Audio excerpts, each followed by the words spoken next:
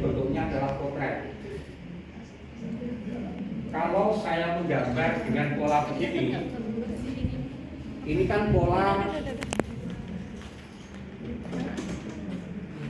landscape kan ini sebenarnya, lebarnya lebar landscape. Kita bisa mengubah dari potret menuju landscape, tapi tidak harus ini. Anda klik view, kemudian klik interface,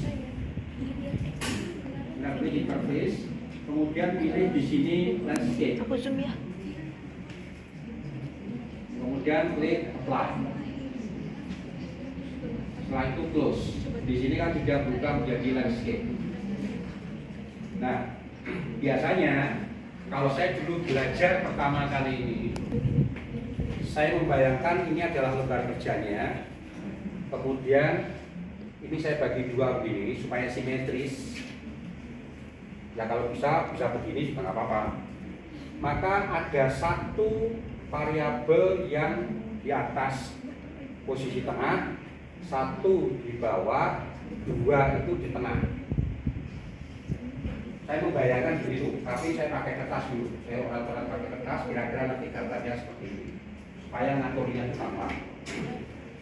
Oke. Kemudian itu yang pertama, tip yang pertama. Tip yang kedua, saya akan menggambar variabel yang indikatornya paling sedikit. Dalam kasus itu yang paling sedikit adalah MO, karena hanya ada dua. Nanti yang lainnya bagaimana? Saya copy dari itu. Tujuannya apa? Supaya ukurannya sama. Karena kalau Anda membuat lingkaran pertama, kemudian membuat lingkaran kedua, bisa jadi itu berbeda ukuran, berbeda bentuk dan seterusnya. Contoh misalkan, saya ingin membuat MO. Jadi MO itu ada MO, ada MO1, MO2, kemudian ada errornya juga. Kita klik laten variabel. Jadi laten variabel itu adalah variabel construct sama. Nanti di textbook itu biasanya disebut juga dengan laten variabel atau construct. Laten atau construct variabel. Ini selalu bentuknya adalah unobserved. Bentuknya unobserved. Jadi construct variabel itu seperti yang saya contohkan, konstruksi bangunan yang masih dalam bentuk pilar-pilar konstruksi. Oke, kita klik ini, kita klik laten variabel, kemudian bentuk kursornya itu berubah jadi laten variabel. Kan satu ada di atas rata-rata, di atas tengah ya, maka kira-kira saya buat posisinya di sini. Jangan terlalu gede, juga jangan terlalu kecil. Kemudian setelah ini klik and drag, saya push ini sampai di sini klik and drag, diklik tapi jangan dilepas, digeser baru dilepas. Jadi ini saya klik, kemudian saya bentuk begini, sudah bentuk sesuai dengan yang saya inginkan, kemudian saya lepas. Itu kan mau kan punya dua, saya tinggal dua kali klik, 1, 2. Oke, kemudian saya beri nama. Jadi ini saya beri nama, memberi namanya Anda kursornya di sini, kemudian klik kanan. Itu kemudian muncul objek properties. Nah, kemudian di sini kita tulis variabel name-nya. Aturan memberi nama pada yang elips, aturannya adalah Anda boleh memberi nama apapun sepanjang belum pernah dipakai di tabel yang akan Anda gunakan. Tabel yang akan kita gunakan itu namanya ini. Maka elips itu tidak boleh menggunakan yang ini, cari yang lain. Maka di sini kan ada MO1, ada MO2, tapi MO kan nggak ada. Maka di sini akan saya beri nama MO. Huruf besar, huruf kecil sama saja. Oke, kemudian aturan memberi nama yang rectangle, yang kotak, harus sama persis dengan data. Kalau datanya adalah MO1, ya tulis MO1. Datanya MO.1, ya ditulis MO.1. Harus sama persis. Makanya Anda membuat nama itu yang ringkas. Ini MO1. Kalau terlalu besar bisa kita kecilkan. Ini kan ukuran 18. Saya buat ukuran 14. Kemudian di sini MO2. Tapi ukuran 14 ya. Ini MO2. Oke. Kemudian kesalahan pengukurannya itu kan elips. Berarti Anda boleh memberi nama apapun sepanjang belum pernah dipakai. Dan upayakan Anda bisa mendeteksi. Kalau tadi saya menggunakan E1, E2, E3 kan saya nggak tahu itu dari mana kan. Nah sekarang ini biasanya saya memberi nama M kecil 1 sesuai dengan MO depannya M. Kemudian saya kecilkan itu ya sampai berapa ukurannya terserah M1. Kemudian ini saya beri M2. Sebenarnya gambar nembus juga nggak apa-apa.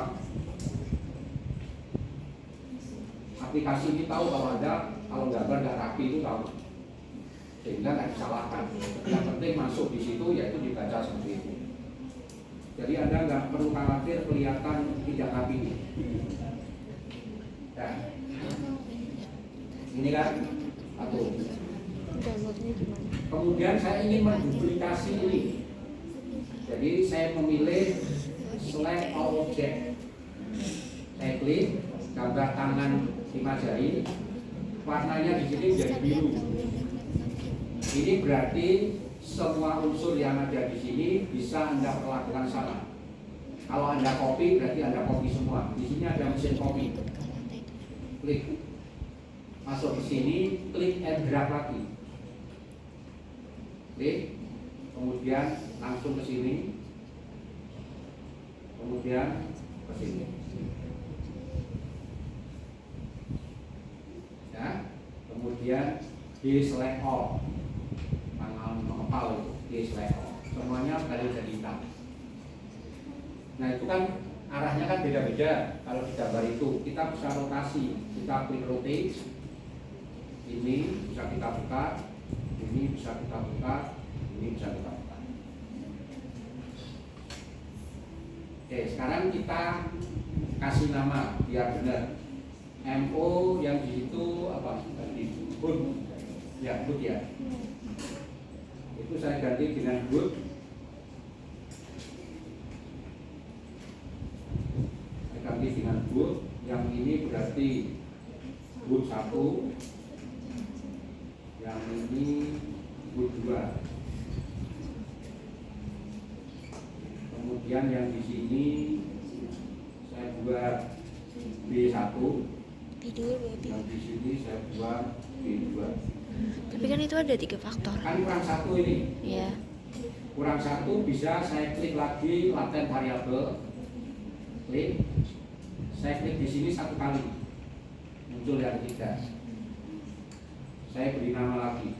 Di sini boot 3. Kemudian saya kecilkan menjadi 14. Kemudian di sini B3.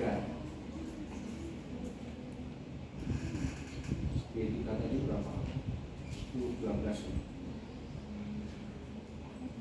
B3. Sebenarnya nggak apa-apa sih, guru besar, guru kecil, beda-beda nggak apa-apa. Dia bisa membaca. Oke. Kemudian kita klik ini, kita tambahkan, bukan kurang 1 juga. Klik.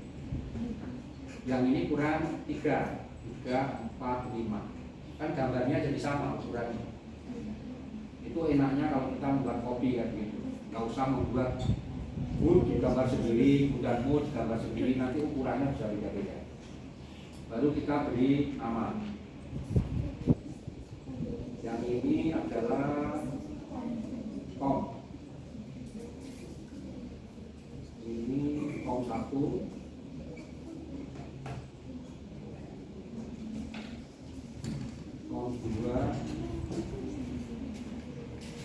3.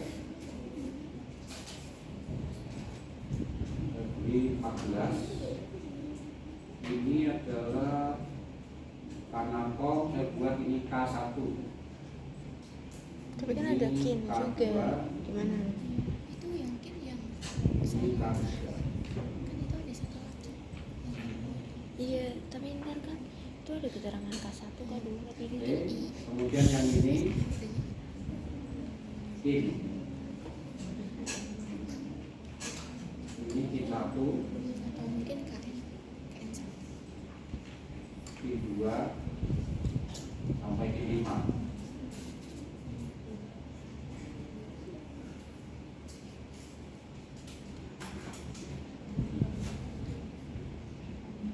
Lalu saya buka 14.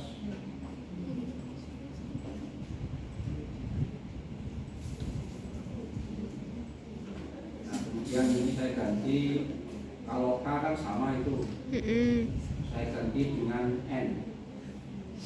N1 sampai N5.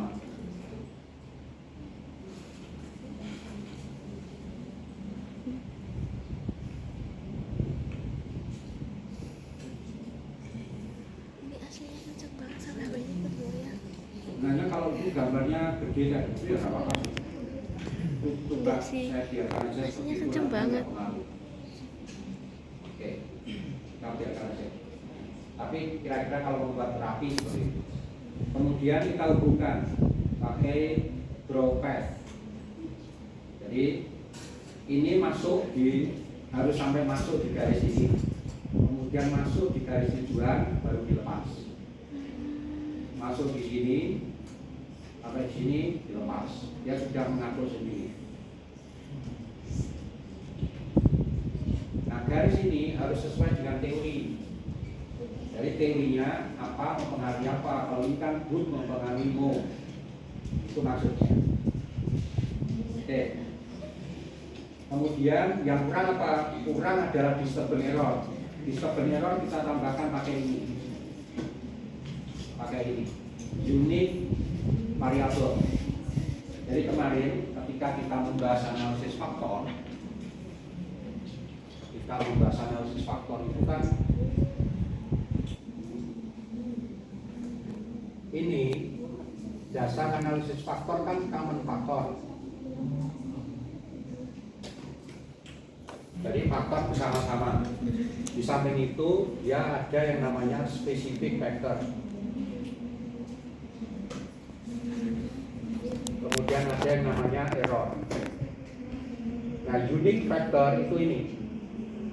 Ini namanya unique factor atau unique variable.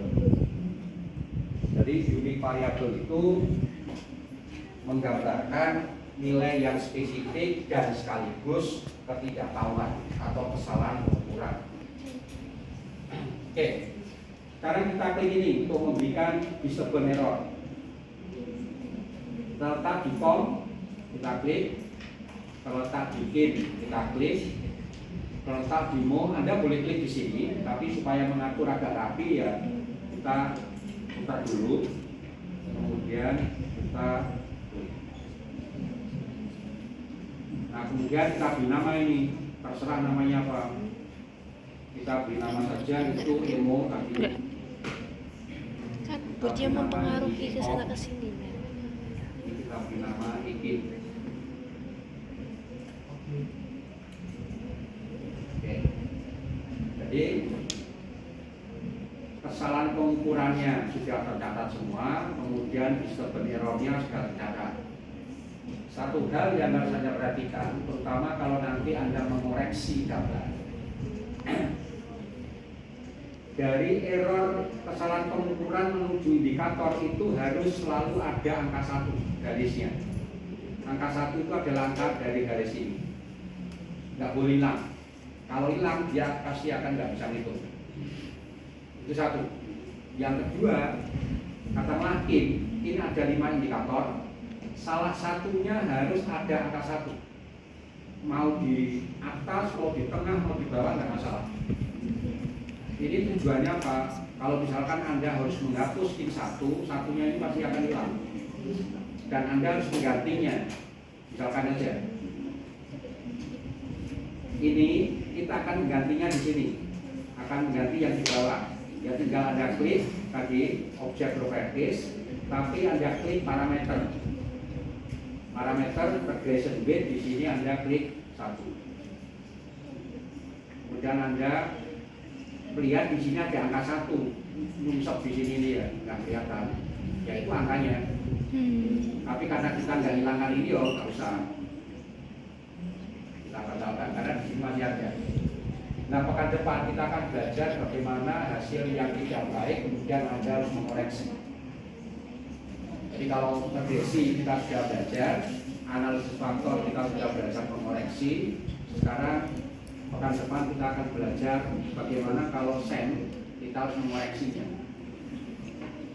Berarti hari ini saya memang sengaja memberi Anda contoh data yang sudah baik supaya saya tidak terlalu banyak menjelaskan. Ya, gambar ini sudah selesai.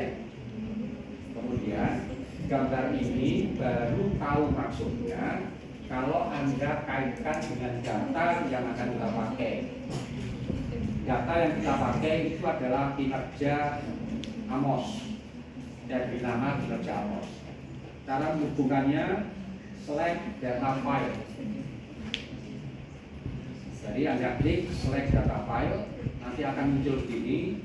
Kemudian klik file name, cari di mana data itu ada.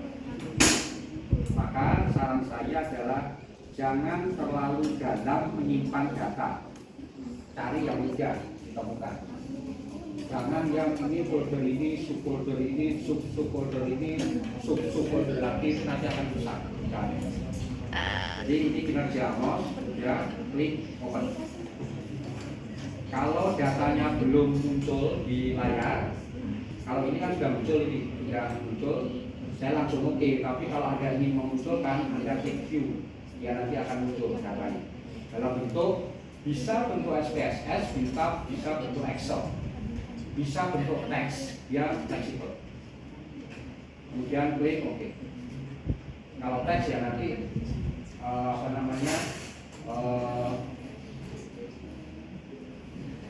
Anda tulis variabel apa dot. Kalau Excel itu apa?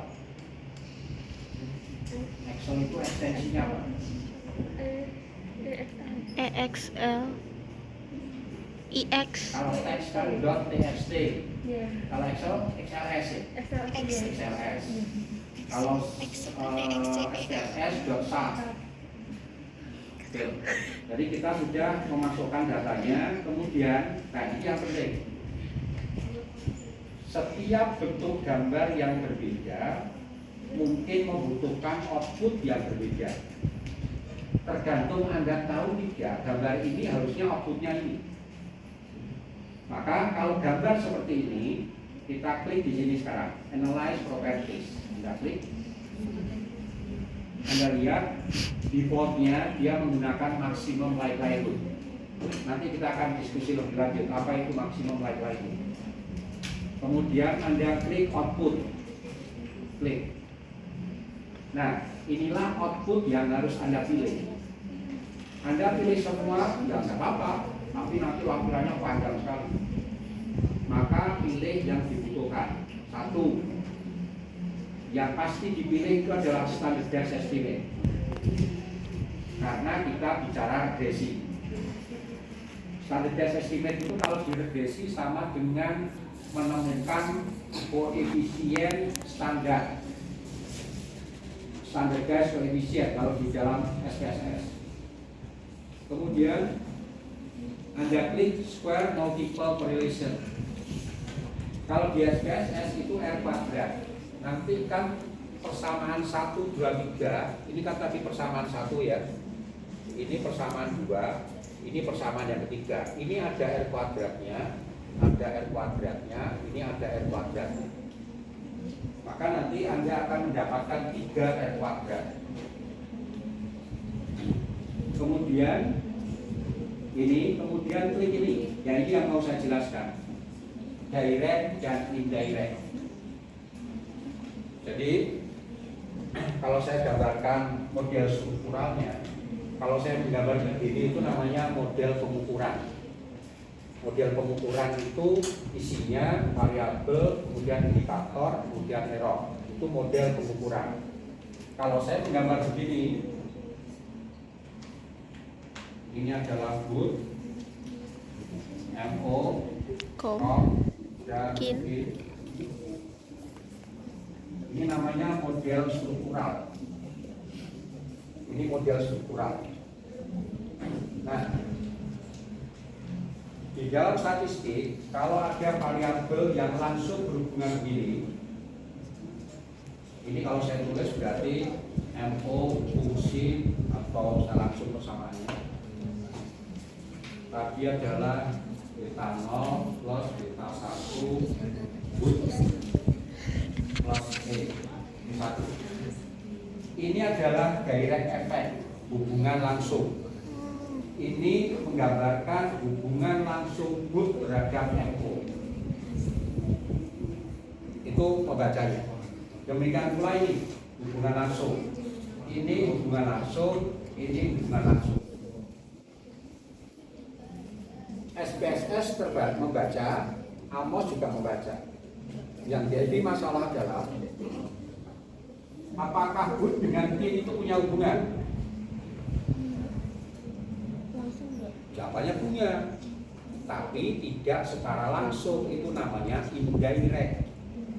Jadi good bisa mempengaruhi kin melalui mo dan melalui com.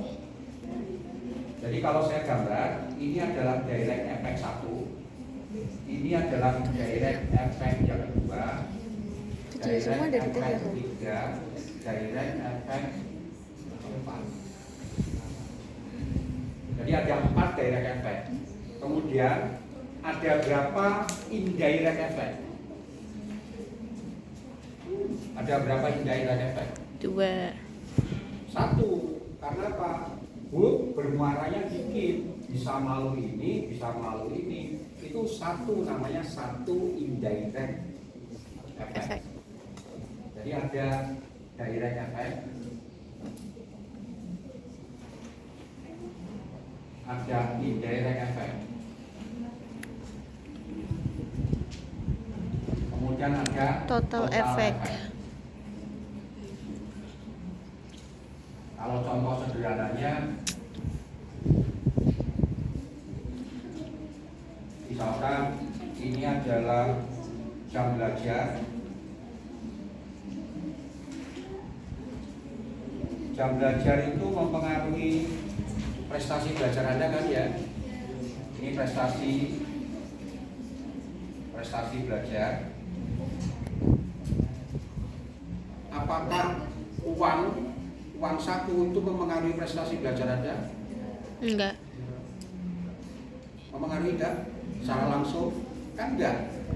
Apa hubungannya banyak uang dengan prestasi belajar? Fasilitas. Tapi prestasi belajar bisa menjadi sarana Anda untuk bisa memperbaiki kinerja, bisa memperbaiki prestasi akademik.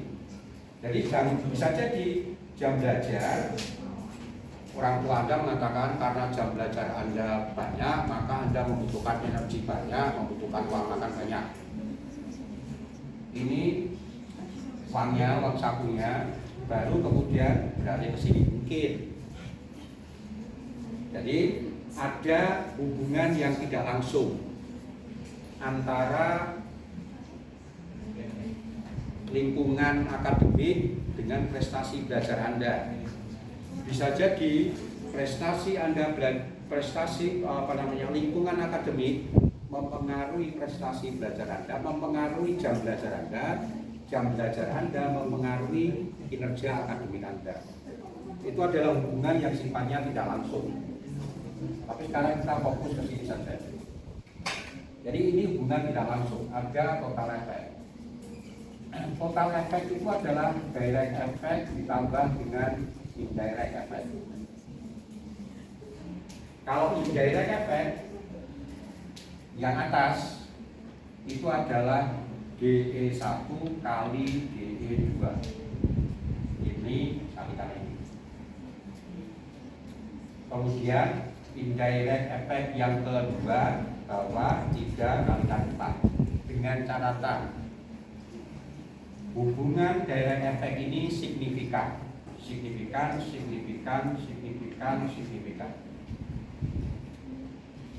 Bagaimana kalau tidak signifikan? Kalau tidak signifikan, misalkan ini boot sama mo tidak signifikan, berarti beta satunya dianggap sama dengan 0. Nanti kita di situ ada contohnya. Itu kira-kira nanti hubungannya. Anda bayangkan kalau kita melakukan ini untuk pakai SPSS, banyak hal yang harus Anda kerjakan. Kalau ini Anda tinggal cekkan indirect, direct, dan total effect. Oke. Kemudian klik test for normality. Itu pengujian normalitas. Kemudian yang menarik dari AMOS itu adalah ada modification index. Apa itu modification index?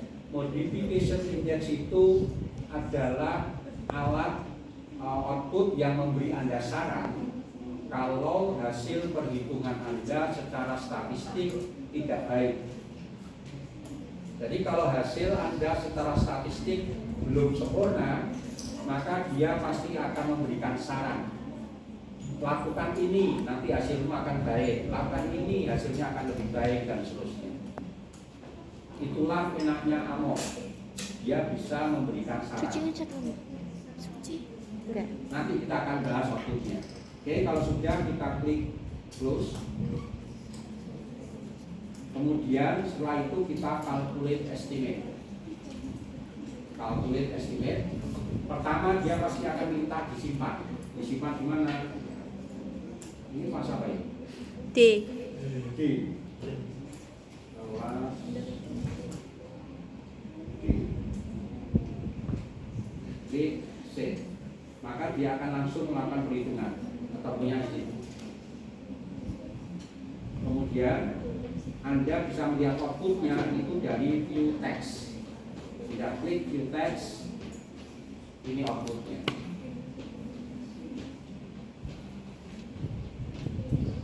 Pekan depan kita teruskan ya. Kan sudah jam 5. Mau sampai jam 6? Kalau ada jam mau saya bingung. Karena sudah capek dari pagi. Oke. Jadi pekan depan kita akan membahas outputnya. Jadi pekan depan Anda sudah harus bisa menggambar seperti ini tadi. Harus bisa menggambar seperti ini. Belum.